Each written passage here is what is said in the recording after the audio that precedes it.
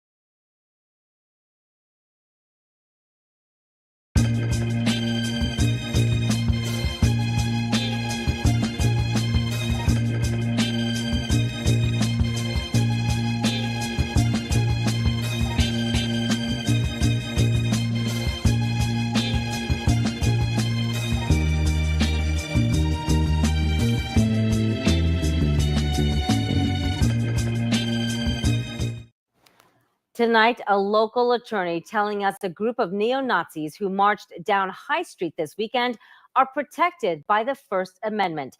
10TV told you about this Saturday when a dozen masked men carrying swastikas walked through the short north yelling racial slurs. And just hours ago, we learned Columbus police are investigating if the neo-Nazis used pepper spray on people during that march.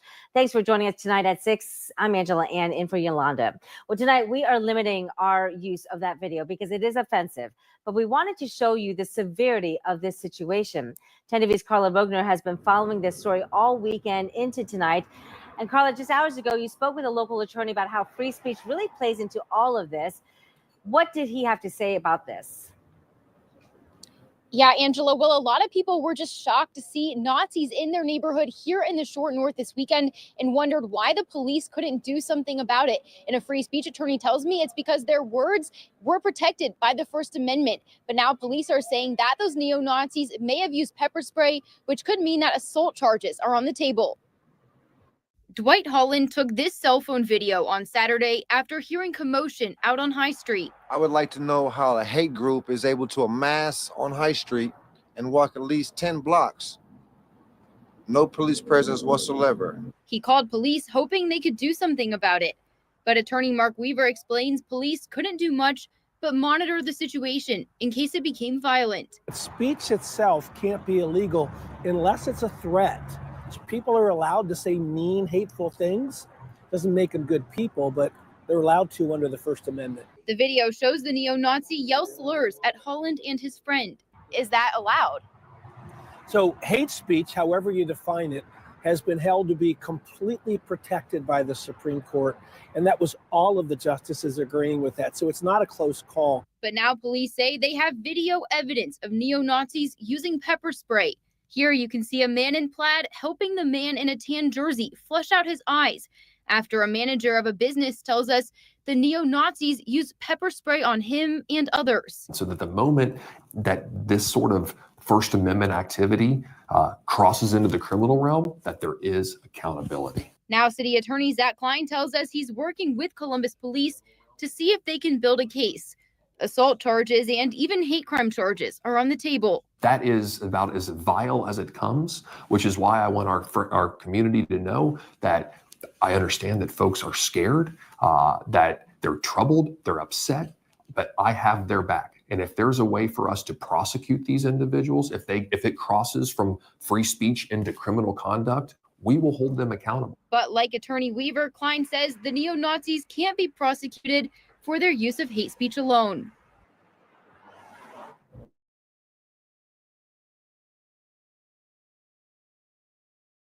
A little bit later in the program, we're going to have a civil rights attorney from Ohio who organized a march with Black men right after that. So we're going to discuss that and the law that they have there in Ohio and a few other places. It's anti-KKK law where that includes mask, which these guys were wearing as well. So have a nice discussion about that, and especially as pertinent as it is today and going into 2025, January 20th to be exact.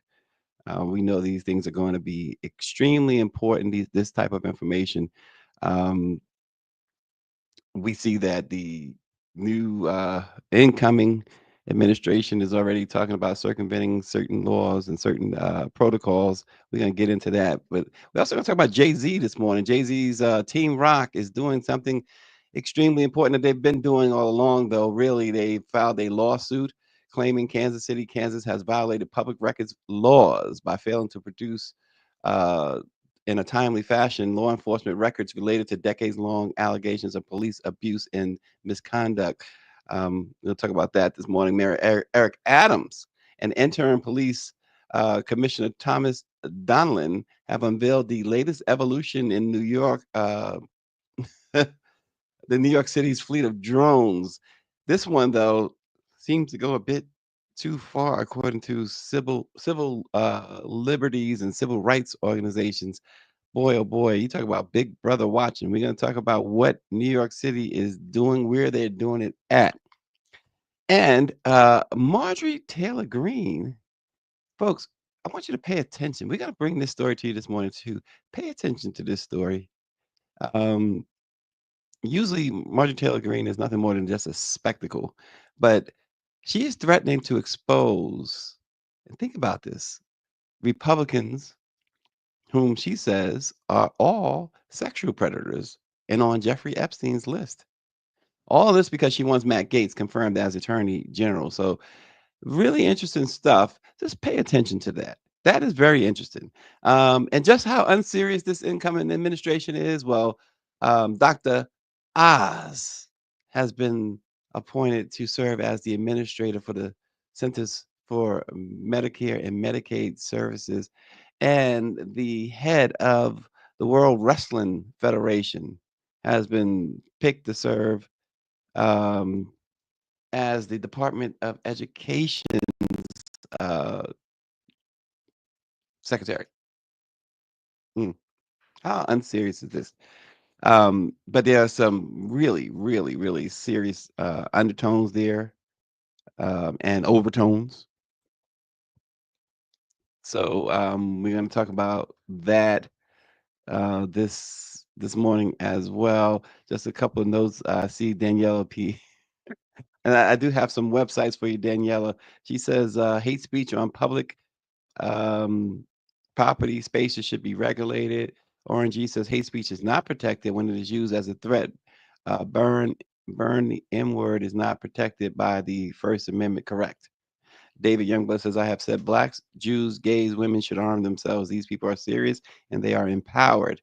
And Mike V says, stand back and stand by. We will be Trump's response. So yesterday we talked about African Americans seeking to move abroad, some of the websites, and here are some of those websites. Florist in the Foreign um, .com, flourish in the foreign.com. And I'm going to post these, Daniela, on our YouTube site so that um, you can see them clearly. I got to make my way there. I'll post them. Look for them shortly. But Flourish, FLOURISHINTHEFOREIIGN, Flourish in the foreign.com is one. www.ebonyexpats.com is another. And Black Girls Travel to TOO.com is a third. Black Girls Travel to. So check that out. There's some real interesting suggestions and a lot of good insight. Okay, so they are being posted. Thanks, Greer, of course. So Daniela, there you have it. So to get more information on that, and I know that a lot of folks are there's a lot of folks at least talking about at least looking into moving abroad. So those are some of the sites that we have checked out in the past, and they are still very much active. And the Black Girls Travel too. There's a lot. There's a lot of folks you can actually reach out and talk to, and they will, by all accounts, are happy to discuss traveling and even living abroad. So, as a lot of Black folks continue to prepare for what's coming up. So, Jay Z's Team Rock, the social justice arm of his Rock Nation Entertainment Company, filed a lawsuit yesterday claiming that Kansas City, Kansas has violated public records laws by failing to timely produce law enforcement records related to decades long allegations of police abuse and misconduct. The suit was filed in Wyandotte County District Court in partnership with the Midwest Innocence Project. And they say that the Kansas City Police Department has not released substantial documents related to complaints pertaining to current and former detectives and officers after Rock Nation submitted a records request in November of 2023. Rock Nation says for decades, communities in Kansas City, Kansas, particularly minority and immigrant communities, have been subjected to an alarming pattern of abuse and other serious misconduct by the Kansas City, Kansas Police Department. Rather than promoting a culture of transparency and accountability, the department has a long history of turning a blind eye to, at best, and even covering up, if not worse, abusive and or corrupt conduct by its officers, according to the lawsuit. The complaint against the Kansas City Police Department and the Unified Government of Wyandotte County and Kansas City, Kansas itself alleges that they have stonewalled the plaintiffs for almost a year. As part of its request under the Kansas Open Records Act, the plaintiffs, Rock Nation, said they were initially charged $2,200 in fees, which they agreed to pay. But to date, according to the plaintiffs, the 225 documents provided are mostly personnel locator records showing officer shifts and assignments, and a smaller handful consisting of training materials and department policies. They say there have not been one document related to any complaint or investigation into even a single instance of misconduct by any member of the department. That is another way. First of all, when they decided to enact these open records laws, what they did was make it uh, at least prolong the gathering or to receiving of information. I know as a journalist, we've put in records requests a lot, and um, it used to be you could just walk in and get what you needed. I used to cover police and go in the police station and go to the sergeant's desk and go to the book. And then they made it that you had to make a formal request. and they had a certain amount of time to respond to the request, and then they could extend it and extend it and extend it.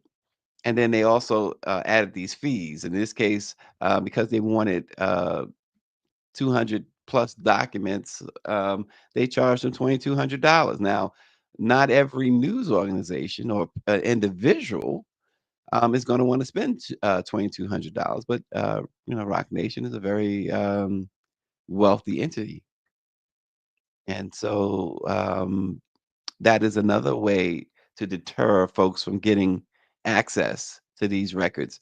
And good for Rock Nation for staying on this. The one thing I've always said, even in my criticism of Jay-Z, is that his Rock Nation has been really leading the charge in trying to get some measure of uh, prison reform in America and some measure of criminal justice reform. Jay-Z is never out front in these things. He's gone and visited individuals in prison. He's had meetings. He's joined meetings um, when necessary, I guess. But he's got a team in place, a legal team in place that does this. And it's a good way of using your celebrity, using your wealth, and particularly when you think about how the criminal justice system and certainly the American prison system is disproportionately affecting Black folks. And so you got to give the man some credit there.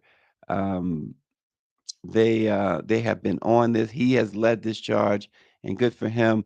As I said, all the criticism you can also compliment someone when they have done something really, really the right way. And Jay-Z has definitely done that. Now, RNG says Rock Nation dropped the ball in Mississippi. They dropped the lawsuit in that state. Yeah, they have made some questionable decisions as well. But here's the thing with that. Um, there's nothing to say they have to do this stuff, right? Um, I mean, we're keeping it all the way 100, right? Um, some of the stuff that they are looking for in Kansas City, they've called for, along with other activists, a broader federal investigation, particularly in light of the alleged abuses under former Kansas City Police Detective Roger Golubsky, who in September of 2022 was charged with federal civil rights crimes after he was accused of exploiting Black women for sex and framing people for crimes they say they did not commit. So it's cases like that. And I do remember the Mississippi situation um, where I don't understand. They agreed in that situation. They agreed to be able to come in and basically do a documentary if they dropped the lawsuit. And I just thought, oh boy, what's what is the problem here? That's an issue because they did have RNG. I think you'll agree they had Mississippi on their toes at Parchman Prison and some other spots, but they had them on their toes. And when they agreed to allow them to film a documentary, which we haven't seen yet, the documentary, they agreed to drop their lawsuit. New York, get ready because Big Brother is going to be watching even closer. Mayor We Eric. have taken public safety from the one-dimensional on-the-ground approach, and we found a cost-saving way of using the skies. The mayor also says some key goals of the DFR program is to increase response time and assist in searches for missing people or even deliver vital first aid equipment. So these drones will fly across 3 boroughs. I wouldn't sit up there and say if it's something major. Pienso que sería bien porque sería como un inicio antes de que llegue la policía, quizás se resuelva algo y se pueda ver algo de lo que ha sucedido. Some mixed Okay. And RNG says the documentary has been out. I have not seen it or heard about it, RNG, at all. And believe me, I had been looking for that documentary after that lawsuit was dropped. But nonetheless, back to Mayor Adams. So they'll be flying it over 3 boroughs in 5 different precincts. Um, and the NYPD is the first, will be the first department in the nation with permission to launch drones remotely from a centralized point, which will be one police plaza. And these drones will go towards certain locations, including Central Park and other areas in Manhattan and Brooklyn.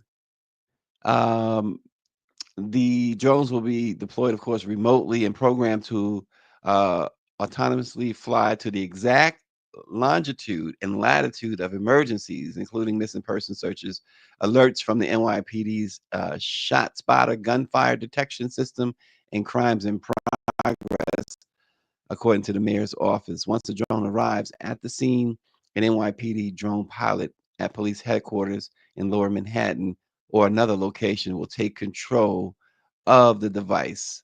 Um, High resolution cameras equipped with night vision technology and high definition audio microphones will allow pilots to assess situations and send live feeds to the smartphones of officers and supervisors on the ground.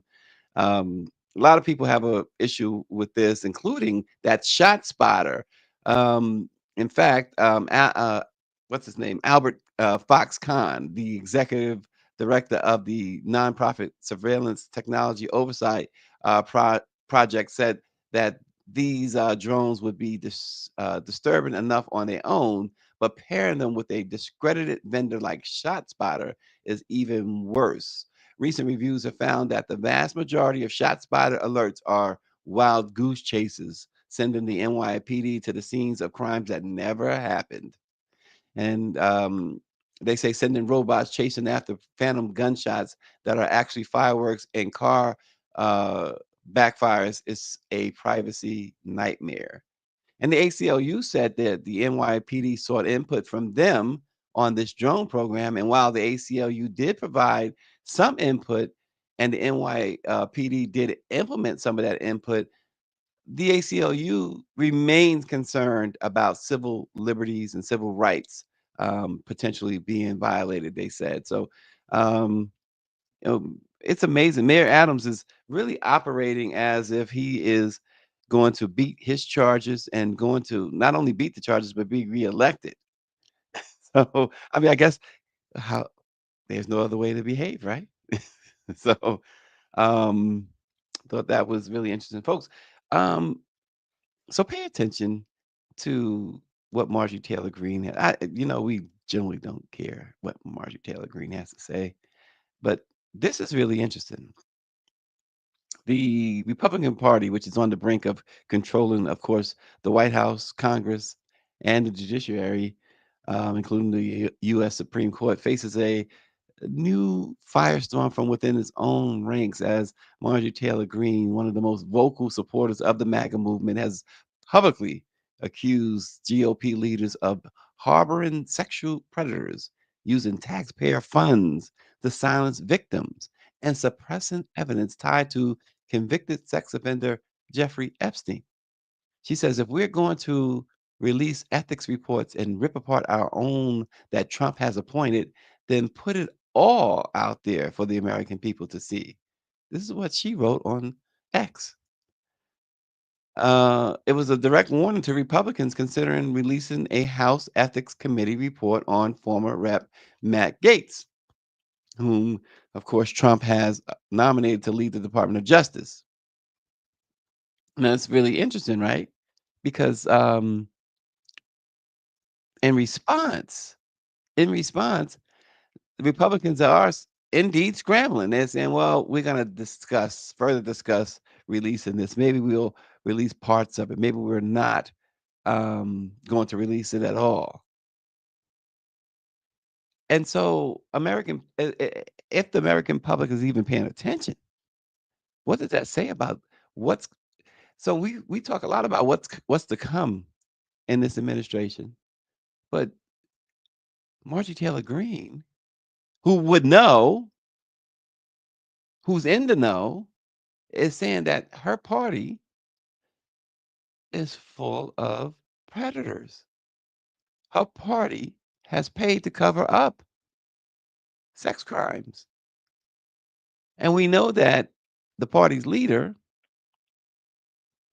the soon to be president, was adjudicated as a sex offender. And he also was famously told Billy Bush that he can grab women by their private parts without any issue.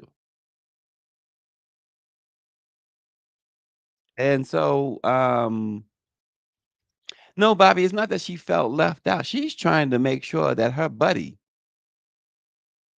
that dude right there in the picture with her, gets a confirmed. Quinn says, I'm glad someone said this out loud. But folks, and here's the thing. And I read something. They say it takes a predator to know a predator. Daniela Pierre says. I was reading some legal stuff yesterday, and it turns out, particularly, well, and really reaffirmed when the Supreme Court said the president had total immunity. The president can, and this is what Donald Trump plans to exploit. There are so much there is so much power in the president's hand. Oftentimes we say, you got to do your civics lessons, and that really when it comes to passing laws. But there is so much so they're talking about these recess appointments. And what that is recess appointments have not been used, folks, to they have been used to uh, push through low level appointees. Somebody to be a clerk or something like that.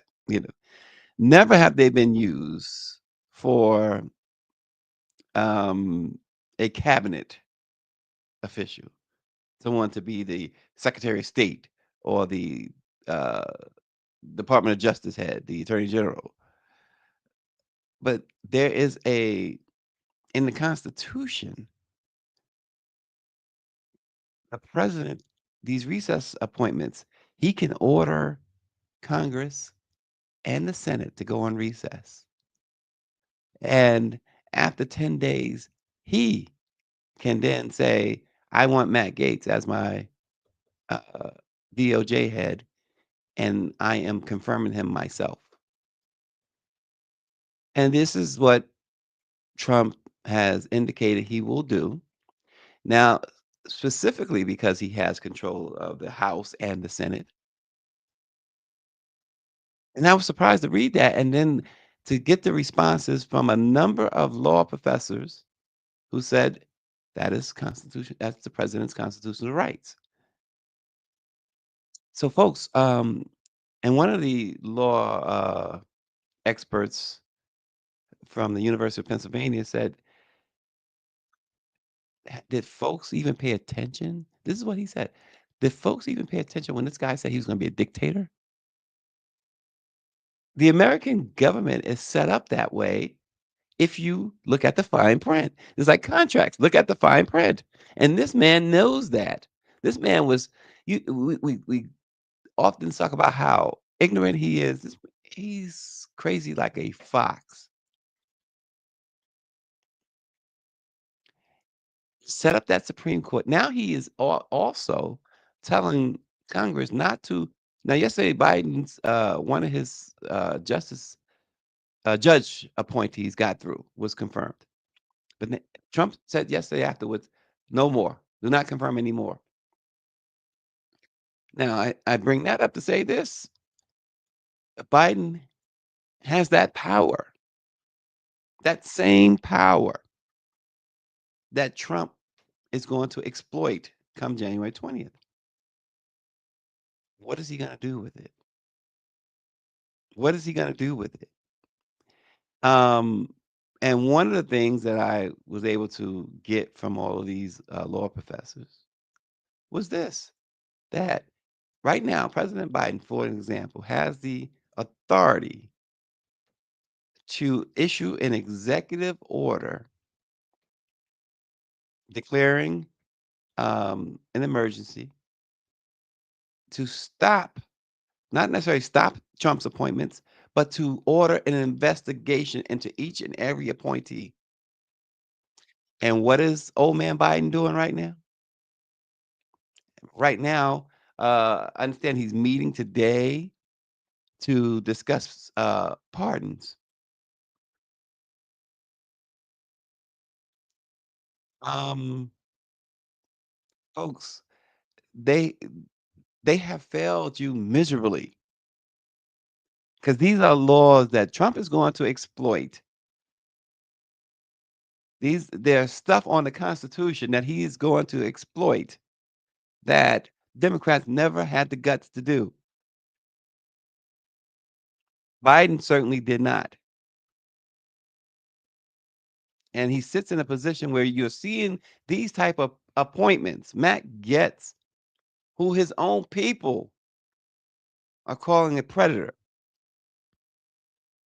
The World Wrestling Federation lady appointed as the Secretary of Education, Oz, with Medicare and Medicaid. Now, all these appointments, the only one that you can make an argument for that makes any sense is Little Marco.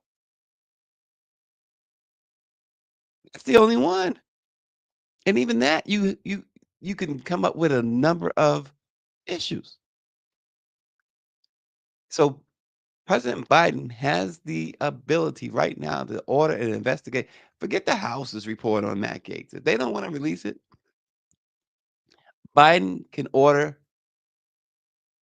an investigation into Matt Gaetz.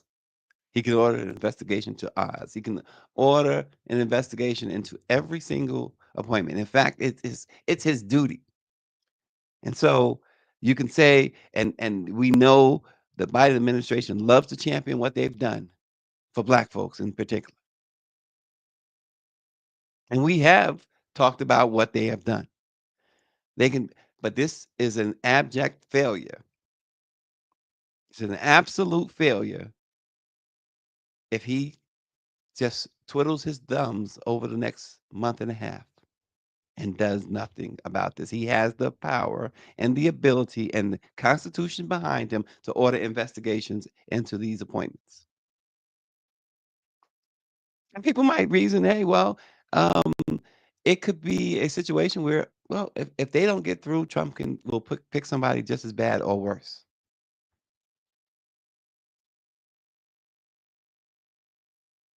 Yeah,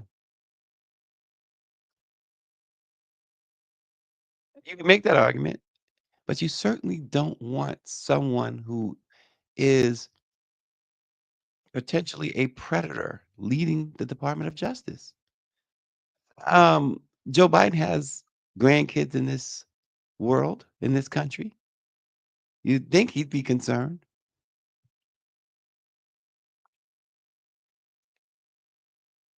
David Youngblood says he can also issue pardons for each and every American for any crimes committed during the past 30 years.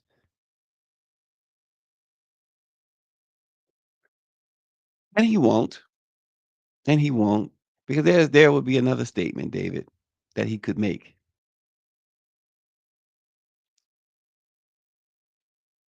I mean, to pick Dr. Mehmet Oz as the administrator of the Centers for Medicare and Medicaid Services? Are you kidding me?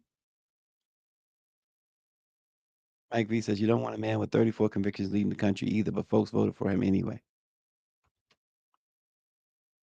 And maybe that's Biden's reasoning. Maybe Biden that he's saying the same thing. Well, this is what y'all chose. RNG says after Biden sat down with Trump, I lost respect for him. Yeah, I did an article about that, RNG, and really what it signaled. And you can see that article on the Washington Informer calm. And it's probably exactly what you're saying. I mean, not probably, but it's exactly what you're saying.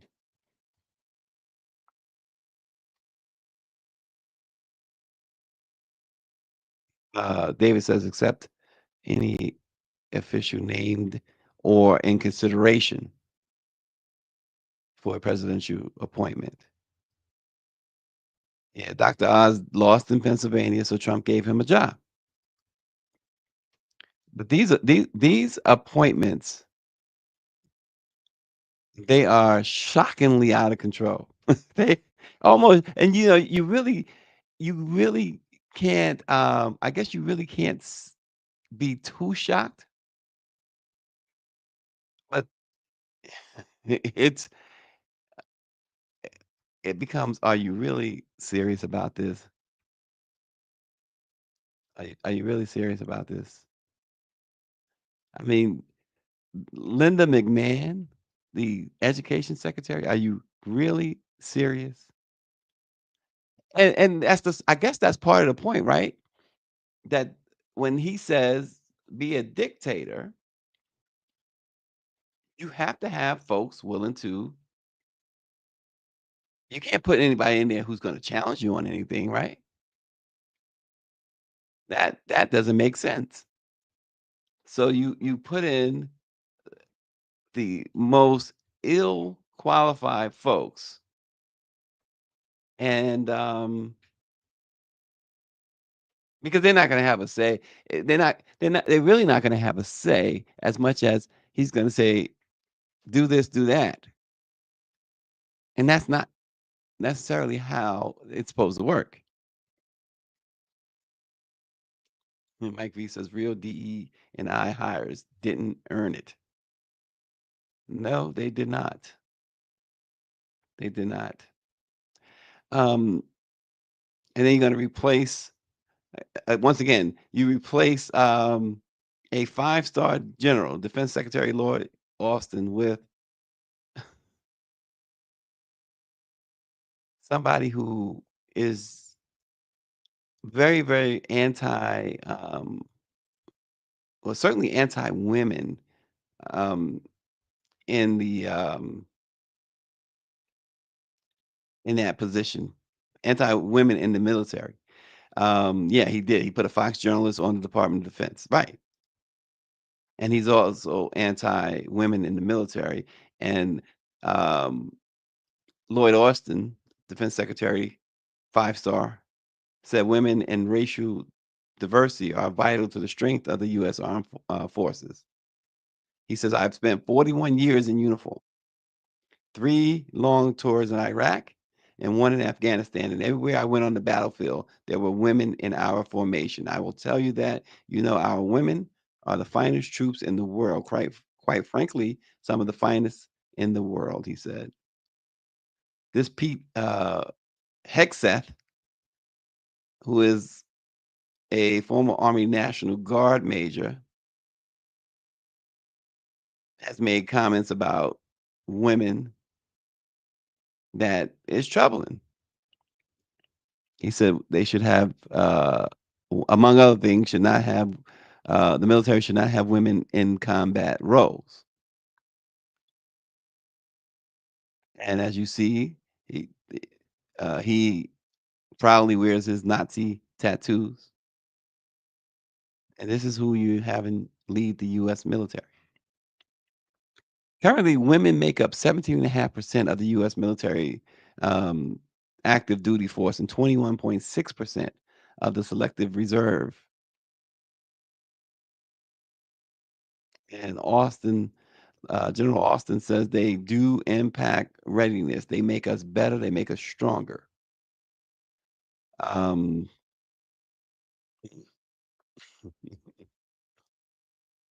this guy, Hegseth, or whatever, however you say his name, is going to be a nightmare for the military. He's absolutely going to be a nightmare for and women in the military have faced um, a lot of adversity. They've faced a lot of abuse.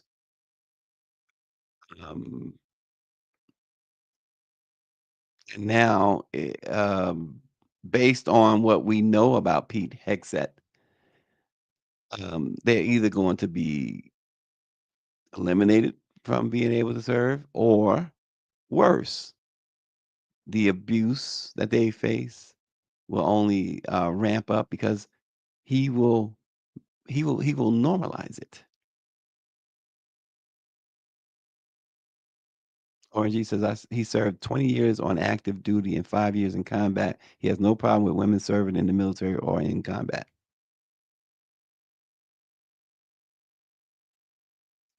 And so he has said that men are more capable. They call women life givers, not life takers. He says they could be medics or helicopter pilots or whatever, but they create all sorts of variables and complications that have nothing to do with being anti-women and everything to do with having the most effective military. Has he seen other militaries where the women take center stage and are as uh, in many cases even better equipped? He says we already have enough issues. I could see how it could hurt a lot of potential on who serves and who stays serving. If policies like that change, it would be taking back our ability to vote. He talked about regarding recruitment and retention efforts if the U.S. changed policy. This guy, he's going to be a nightmare. Tulsi Gabbard, Mike V says Tulsi Gabbard was a female in the military. Where's her concern? Miss National Intelligence Director. She is also childless as well as J.D. Vance. It's very interesting. And these folks, J.D. Vance, of course, was a huge critic of Donald Trump. But now they all have kissed the ring. Orange says, you don't want to hear my war stories. He says about the scary grown men when the bullets start flying. So they go, they run away, RNG. Nobody in the foxhole with you. And folks, just again following the oh, let me see what this note is. And yeah, what about Tulsi Gabbard's relationship with Vladimir Putin? Something else to be concerned about, right? Orangey is he's a trip. Mm. Folks, just to give you a quick update on the Diddy situation we talked about yesterday, there was another update last night, and something that went into his favor. A federal judge ordered prosecutors to get rid of copies of 19 pages of notes taken from his jail cell after his lawyers argued the seizure violated attorney-client privilege. Remember yesterday they had taken these notes saying that he was using those notes to threaten potential witnesses and obstruct justice in some way. And he said, hey, wait a minute now. These are little notes between me and my lawyer. And so the judge says, prosecution, yeah, you're the bad boy here. And so the judge ruled that the court will keep the papers while the prosecutors and Diddy's lawyers submit briefs about the issue over the next few weeks. He appeared in court last night. It was just a hastily called thing, and he was wearing his jail issued uniform and appeared to, by several accounts, have lost a lot of weight. And several accounts also said that he really looked like it was taking its toll on him, that he looked extremely downcast and sad. Prosecutors, of course, have said, hey, so what? This guy, they believe, is guilty of racketeering, sex trafficking, and transportation to engage in prostitution. Those are the charges. course, he's denied the charges, and he's also denied the allegations that he is tampering with witnesses from his jail cell. David Youngblood says, notwithstanding this ruling, Diddy is not. He's not going on. We're going to be joined shortly by a civil rights attorney to talk about that issue in Ohio. So stay tuned, folks. We're going to be get some insight there on what is the latest there in Ohio with that, in the aftermath, I should say, of the neo-Nazi march.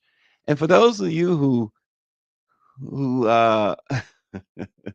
who are still reeling from the Mike Tyson Jake Paul fight that took place on Friday, well, while you will not remember it for what happened in the ring, most will remember it for other reasons.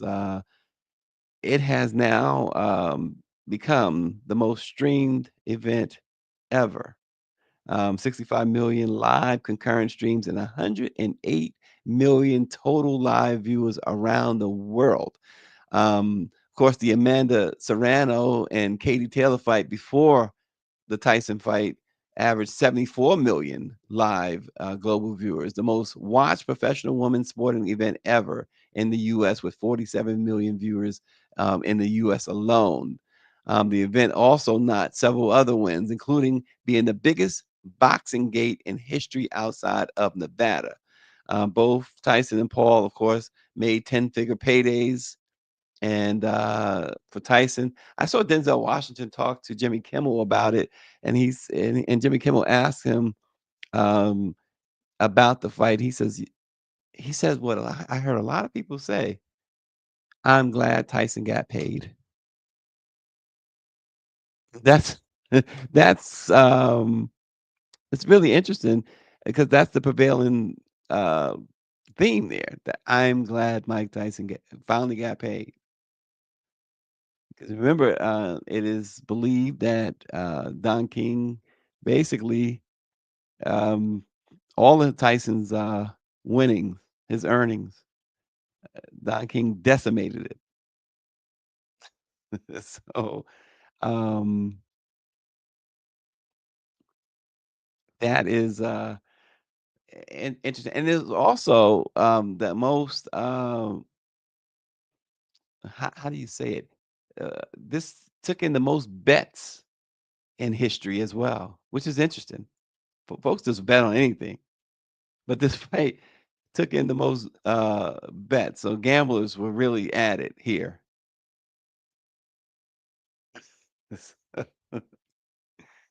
Oh gosh, you know, funny all the predictions that Mike would win before, right? You can't win if you're not punching.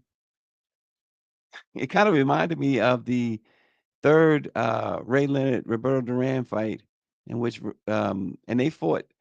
I believe they actually went 15 rounds in that third fight, and in the 15 rounds, Roberto Duran may have thrown 15 punches in total, and thought he I won the don't know fight how much afterwards. confidence that Jake Paul have in all this, but you know he's gonna be a lot quicker if he stay close to Mike. If he stay close to Mike, then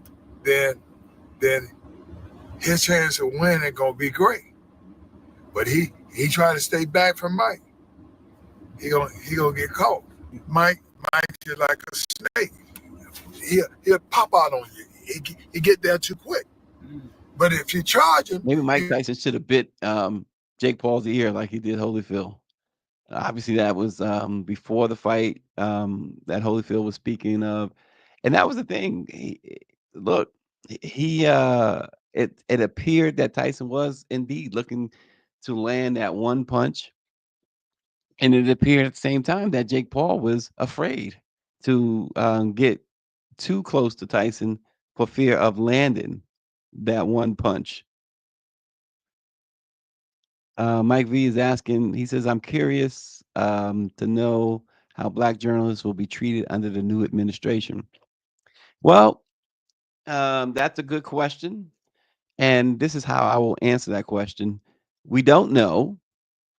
We can only surmise by the team he's putting together that it's probably not going to be too friendly.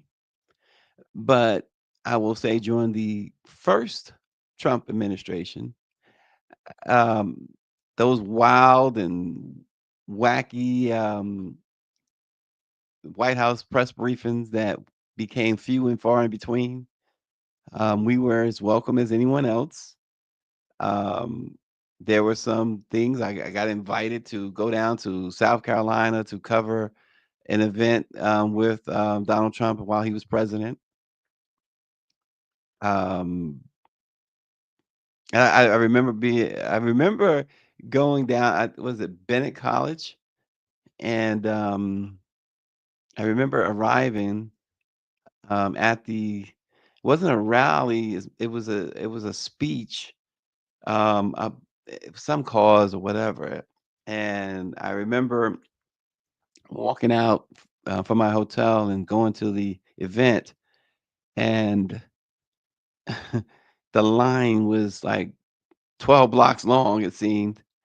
And one of Trump's White House officials saw me and came and got me and said, "Yeah, you don't have to wait on this line," and brought me in and seated me right up front where Trump came out. Um, we all know his interaction with April Ryan that made her a household name, and and then we see, but then we see more recently his interaction at NABJ, and we know he hasn't. So yeah, he doesn't like to be challenged. That's for sure. So meaning he is probably not going to like us either. If given the opportunity to challenge him, we will do just that. He does not like that.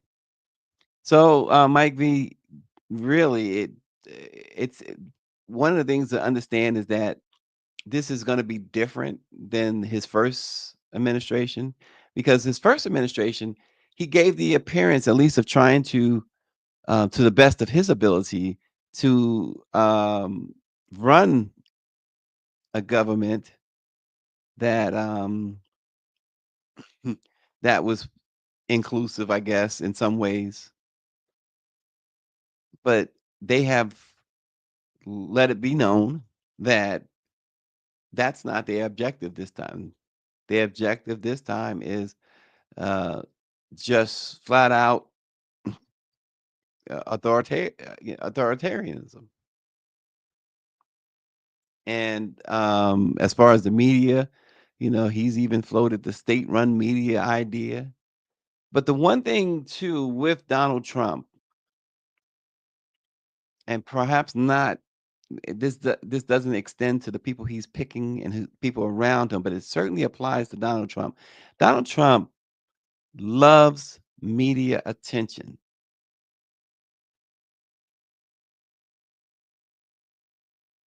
He absolutely demands media attention. He may criticize media, blast media. Donald Trump, I don't think, can exist peacefully in his mind without the media. I think he wants that attention as bad as any celebrity. And celebrities love media attention. They will, duck and hide from paparazzi or pretend to duck and hide from paparazzi and things of that nature. They absolutely crave that attention. They absolutely want that attention. And to celebrities today, the best thing that happened to celebrities today is social media. They absolutely crave it. There is not an A-list celebrity. If they tell you that they don't want media attention, they are lying through their teeth. They absolutely crave it. And Donald Trump, more than being a politician, more than being president, more than being a businessman, is a celebrity. He wants that attention. And he is an A-list celebrity, like him or not. They all do. This idea of the media, the media, the media. I have been around folks who have complained about the media publicly and then basically cried when there was no media attention. They scream for it. They want that attention. And Donald Trump wants that media attention. So it's going to be interesting, Mike V, to see how this plays out. And we will soon find out. He's been relatively quiet, hasn't done any real interviews since he's won. But he knows that he's the center of attention right now. He doesn't have to. And he will be the center of attention just about every day going forward.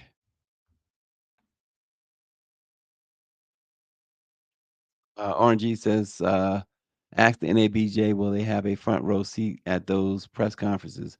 That debacle at Benedict College almost cost their president his job. The students were upset. Oh, her job. Yeah, Benedict College. I know what you're talking. Yeah, I mean, listen, NABJ, that situation back there in, what was it, August? It was one of the most disappointing things I have ever seen in the history of Black journalism. And that's just a fact. That is a fact. So understand our special guest is here. So joining us now, attorney Sean Walton, a prominent civil rights lawyer and community leader who is based in Columbus, Ohio. He's an organizer of the peaceful march that followed the neo-Nazi demonstration in the Short North Arts District. Attorney Walton has been at the forefront of advocating for justice and accountability. His dedication to protecting marginalized communities and addressing systemic injustices make him a critical voice in today's conversation. Thanks for joining us, Attorney Walton. Good morning. Thank you for having me. Well, we've seen many videos, many stories, but can you describe in detail what happened during that neo-Nazi march in Columbus and how the community reacted both during and after the incident? Yeah, absolutely. I mean, it was a very disheartening day, for everybody. I was actually in Houston. I just presented at Afrotech. And, Saturday afternoon, folks are enjoying their weekend. I started getting texts and, messages on social media about neo-Nazis marching in the Short North. And so I'm a husband, I'm a father, and I'm miles away from my family, so I instantly, got in contact with my wife, let her know, to stay safe. But at that point, you start wondering what can be done because, I think, I speak for many people in this city when, it's not just outrage, but it's what action can we take? And so, it was circulating. There were a lot of people, rightfully afraid of what they may be attempting to do. And you had a lot of those, there were some stories circulating that these neo-Nazis had used mace or beer spray against some citizens. And so it goes beyond just, hateful speech and rhetoric.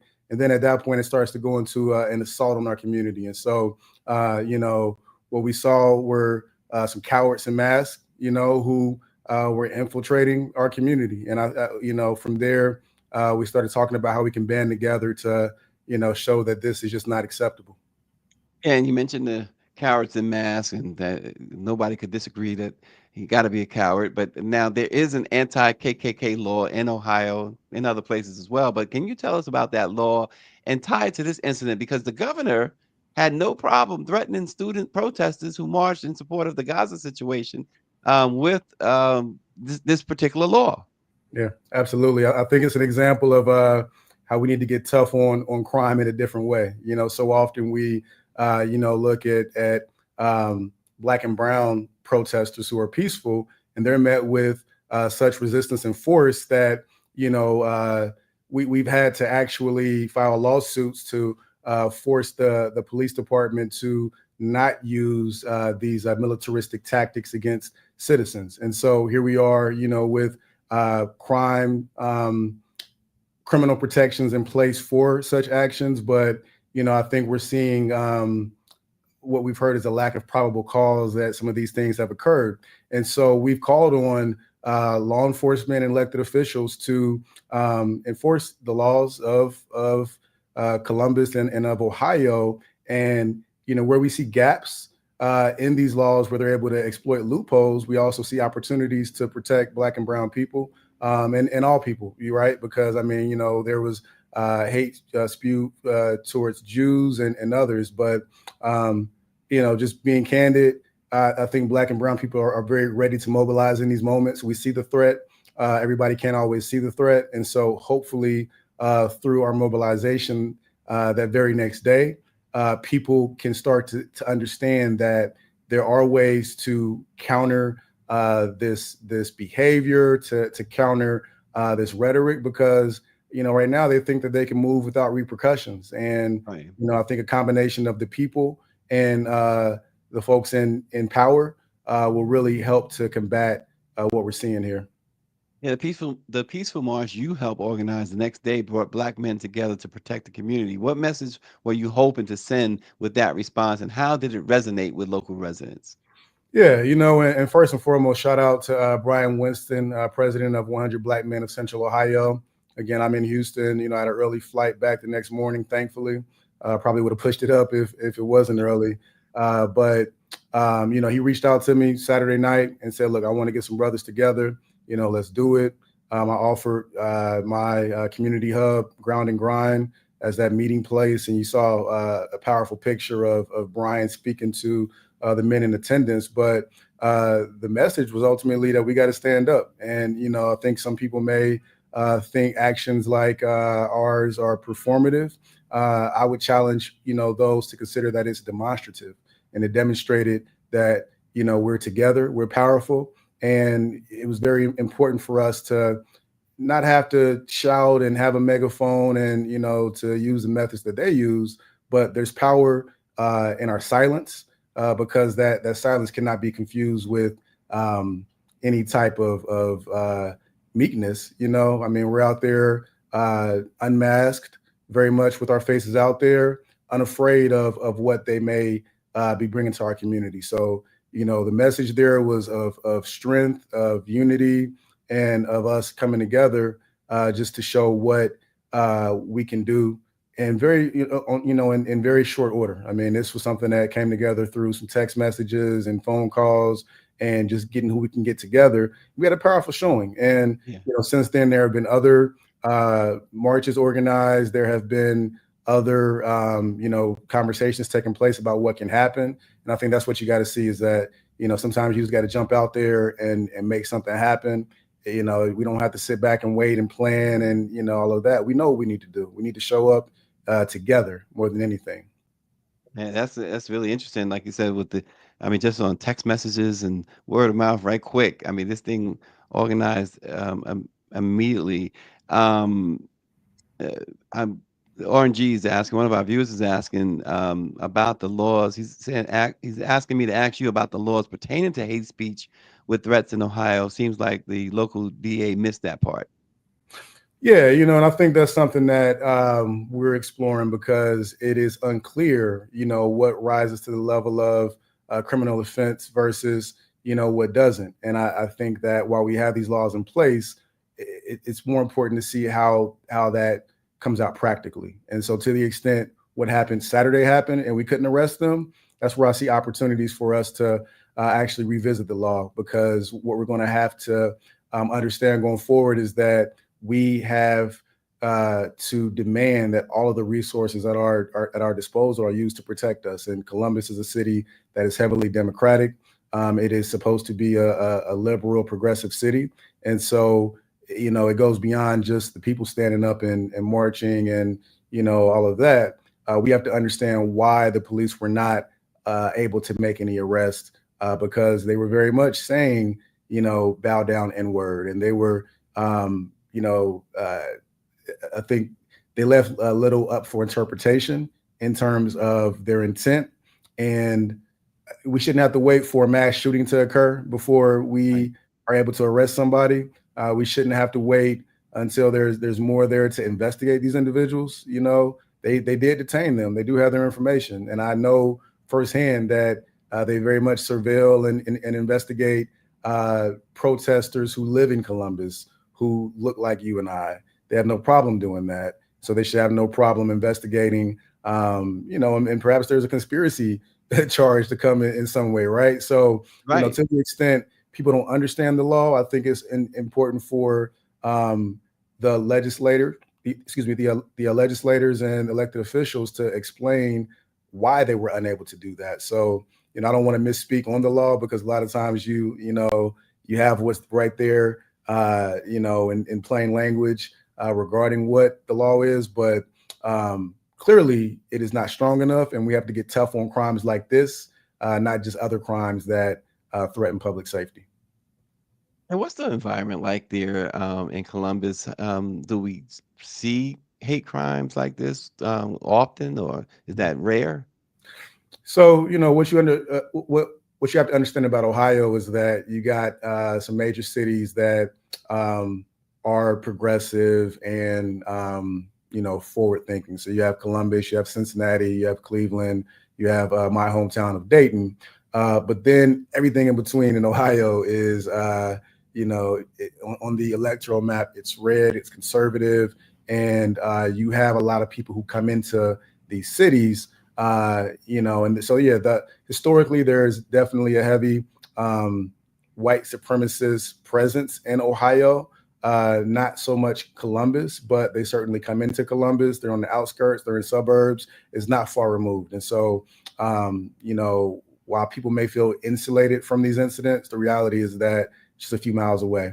And for as progressive as Columbus is, we have to get progressive in terms of how we combat future instances of this, because we have people who are invading our community, making us feel unsafe.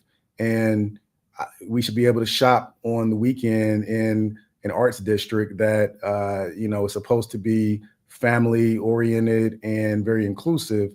You know, we can't allow folks to come through spewing hate, because even if they don't actually inflict any physical harm, there is emotional and mental harm that is inflicted upon communities that is just as harmful and just as devastating. And so, you know, again, as a father, as a husband, as a community leader, I just think it's important that we all come up and stand together. And folks across the country have to be proactive in this, right? We can't be reactive. So we have to be considering that this is not going to be an isolated incident in Columbus.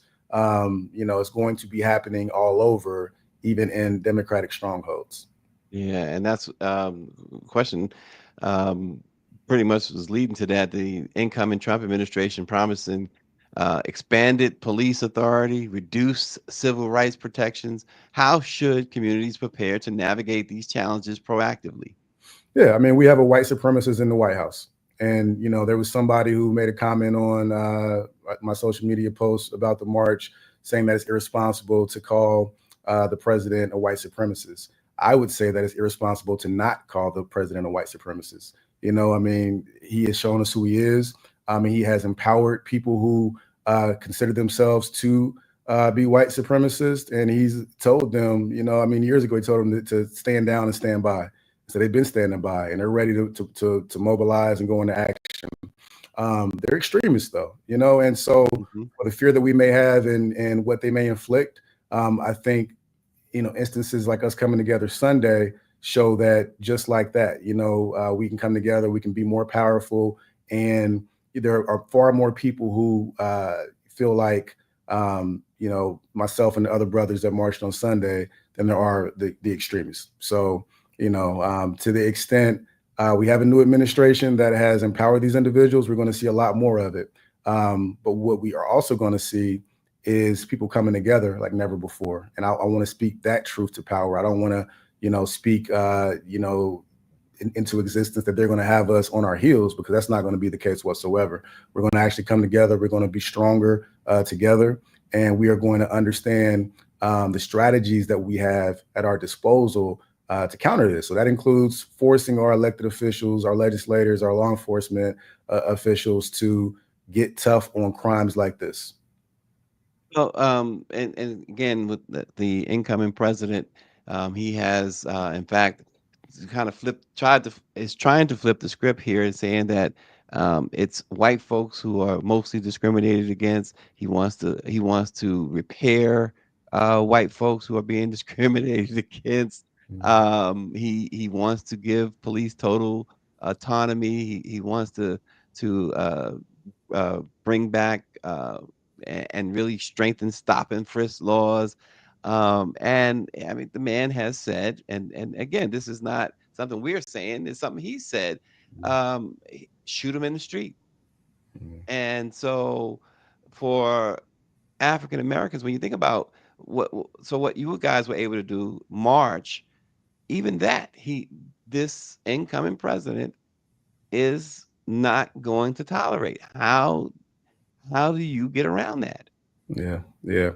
I think we have to mobilize on a local level, and it's almost like we're meeting that push, right? So he has control over federal policies, and obviously is very high up. But on an individual level, there are different ways that we can challenge this, and I think it really comes from us understanding the talent at our disposal. Not just Black and brown people, but all people, who are on the side of good. So the attorneys that have the power to lend their legal knowledge towards, challenging laws, bringing cases that will eventually be heard in the Supreme Court. Sure, the Supreme Court is very much not in our favor right now, but that is the strategy that the other side has played, right? They play the long game, and they know that eventually, the tide turns. And so we got to push back. We're in a fight for our lives, and very much, at the top of the food chain, we have a avowed, well, not avowed, but we have a white supremacist who has proudly owned that, in so many words. But it's important to recognize that we've always had a culture of white supremacy in America. So, this isn't something completely new. What is new is that he has empowered people that were in the shadows and that were on, the dark web, hoping for this day. But at the same time, this is nothing new for us. So we have survived so much in this country. We shouldn't have to be continuing to survive. We should be thriving. But, at this point in our history, we are in survival mode until we can get, pushed through. So, for all that he can inflict in these next 4 years, the hope is that we can push back enough through, again, lawyers, activists, elected officials, just educators. Like there's a holistic approach to this. But certainly what we can't do is be reactive. We have to be proactive, and we have to think revolutionary in terms of the approaches that we take to combat these issues. Some of his supporters, let me put it this way, some who have voted for him apparently have said, well, we didn't know this and we didn't know that. And there was this big story about a week ago. There was this all these inquiries about changing their vote, which you can't do. Do you see an opportunity with some of his supporters or those who have voted for him to say, hey, now you see what the true picture is? Do you see some sort of alliance with them? I struggle with that because we had an amazingly qualified Black woman running for president who was running against an amazingly unqualified white man, and she lost. And so, I don't know that the details matter, that the facts matter. I don't know. I mean, I think what they're seeing is that he's not for them.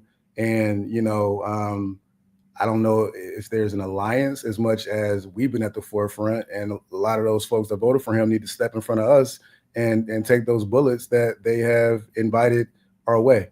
I think the alliance is them understanding the things that we've been fighting for but it's certainly not us seeing, when I say us, I mean those on the side of good, regardless of color, but the folks who essentially saw this coming, I mean, they have to come in the alliances to strengthen our numbers. But the reality is that there was something at play there beyond qualifications, beyond the issues, beyond platform, beyond any of that, that I struggle with, because ultimately what we saw was an amazingly qualified Black woman who was not voted into office. It's the story of our existence in this country, so. Yeah, David Youngblood is saying the same thing that I wrote about, that the election made clear that Black folks have no allies. Mike V is asking, Ohio has an anti-lynching law. He's asking, can you speak to the anti-lynching law in Ohio, and if there is any traction leveraging this law against neo-Nazis in future demonstrations? Yeah, and I think that's something that my goal is to kind of put together a brain trust legally here of, folks who can explore our current laws related to this, because I've never really seen it enforced, so you can have these laws on the book, but what is it that is stopping it from being enforced? And I think that is the disconnect, is that we have these laws in place, but if the laws that are in place aren't protecting us, either they're not written in a way that speaks to the times that we're in. I mean, obviously folks aren't being lynched in the street in the same way. And so to the extent we have an anti-lynching law or anti-KKK law, I mean, you got the Proud Boys, we need an anti-Proud Boys law, we need an anti, just like, so it has to speak to the moment. And I think that and the struggle is that the Ohio State legislature is extremely conservative. So, that's the challenge, right? Figuring out how we approach these things where we need the laws to protect us. Like, that is what we're asking, right? But the laws were not written to protect us in that way. And even the current laws that we have on the books are not speaking to our issues in 2024 and beyond. And it's going to be tougher, right? We're going to see certain laws being repealed and so on. So I think there's a balance there that we're trying to strike. I'm currently running for president of the Columbus NAACP, and my hope there is that through the NAACP, we can mobilize as a people. We can bring together our most talented folks on the side of political and social justice, progress and empowerment. Bring folks together so we can think about these issues going forward, because it's not going to be a situation where we have the answers clearly, right? So we have to come together and have powerful thought leaders, but also powerful folks who are putting stuff into action. And it's going to be an ongoing conversation. I mean, I wish I had more answers right now, but I certainly feel empowered by the possibility of what we can do here, because I think that we thrive when our backs are against the wall. Yeah, it's funny. I was just saying that. I was just saying that. For Black communities, what are the most critical steps, though, to build resilience and resistance against this incoming government and law enforcement system that is just not going to protect our rights? Yeah. One thing that I kind of said tongue in cheek, but I take some solace in the fact that as these white supremacists are marching and all of that, to the extent they do have sympathizers within the police department, we saw January 6th, there were so many law enforcement officers there. They at least can't march with them, right? They at least have to enforce the law. So, if it's a numbers game, you never know. Listen, they stormed the Capitol with them. Yeah, exactly. And so, but that is where, like in Columbus, we have a Black police chief, a Black assistant chief, Black women. We have Black city council president, a Black prosecutor coming into office in Franklin County. So, and we have, again, this is a Democratic stronghold. So I certainly see Columbus having the opportunity to be a model of what the resistance looks like. And, I'm proud to be here standing with the people in Columbus, and I'm looking forward to just seeing what we come up with, because I think together we're going to hopefully be a model of, again, what the resistance can look like to what we're seeing coming in on the forefront. Yeah, and let me ask you this too. In situations where law enforcement fails to act, like so far in Columbus, right? What alternative approaches or community-led strategies can be deployed to prevent further harm to our community? Yeah. That's something that obviously we don't want to put ourselves in harm's way, right? Like, I mean, we know that there are mass shooters out there. We know that there are people who are baiting us. And so, as somebody who is certainly in my past, I did not, years ago past, right? I did not shy away from, physical confrontation. But He said years ago, huh? years ago, right? But, it's tough to encourage anybody to do that, because I would not want anyone to be hurt.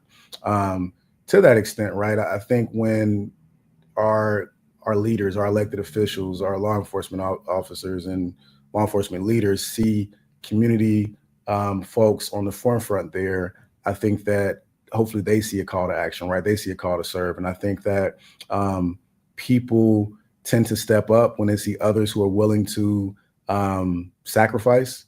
And I think that's what we have to have, right? We have people who are in corporate America who sometimes feel the safety of that paycheck or that suburban life, who have to understand that if they're coming for folks in the inner city, it's just a matter of time before they reach you in the suburbs. I mean, the suburbs are actually closer to them here in Ohio right.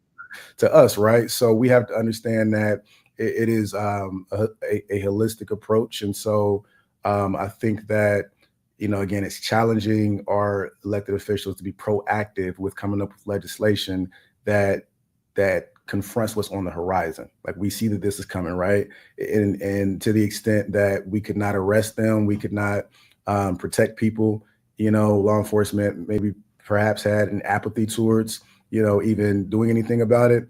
We have to figure out how we force their hand there. And there's something called dereliction of duty, where an officer can be, found to not have done their job. And so if the law is on the books, then they have to enforce the laws. Then at that point, if they don't, it challenges their job security. So at the end of the day, money talks in that way, and it also speaks to the fact that, we always talk about economic boycotts, and we talk about, the power of the black dollar. I think it's the power of the dollar, period. So it can't be that Black folks are the ones boycotting. It has to be that allies are boycotting as well, right? And then you challenge the folks who have the money, who are donating to certain political groups or pushing certain laws, to reconsider where they're at. So it's a long game. It's playing chess, but it's certainly not going an eye for an eye in the street, because that's not. It's just not. I don't want anyone to get hurt, right? Like, nobody at all, right? Myself included. I'm trying to go home to my family and to my kids, but at the same time, I'm willing to sacrifice in the ways that I need to sacrifice, and the brothers that I marched with are willing to sacrifice as well. And I think that ultimately it shouldn't come to that, and that sacrifice should be a call to action for those empowered to do what they can. Yeah, a racial reckoning in Columbus, Ohio. Attorney Sean Walton Jr., we really appreciate you joining Let It Be Known and all of this great information you provided. Thanks so much for coming on this morning. I appreciate you, man. Anytime you need me, I'm right here. We appreciate that. And we will see you guys again tomorrow. Thanks for watching. Appreciate you.